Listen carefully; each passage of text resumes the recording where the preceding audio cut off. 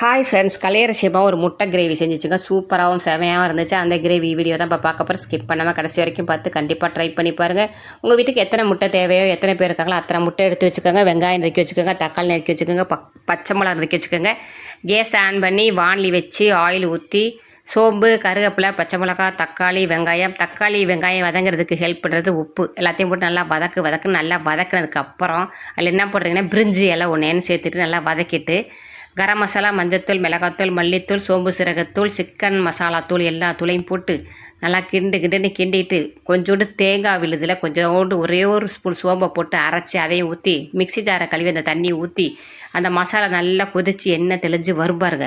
தட்டை போட்டு மூடி வச்சுருங்க. நல்லா எண்ணெய் தெளிஞ்சு அப்படி தக்கன்னு ஜொலிப்பாங்க. இந்த மாதிரி ஜொலிக்கும் போது வீட்டில் எத்தனை முட்டை வச்சுருந்தீங்களோ அத்தனை முட்டையும் அங்கனைக்கணும் ஒன்று உரசிக்காமல் ஊற்றி விட்டு அப்படியே பெப்பர் தூள் அப்படியே படப்பரன்னு மேலாவில் தூவி விட்டு தட்டை போட்டு மூடி வச்சு கொத்தமல்லி தலையை தூவி விட்டு எடுத்திங்கன்னா வேறு லெவலாக இருக்க. கண்டிப்பாக ட்ரை பண்ணி பார்த்துட்டு சொல்லுங்கள்.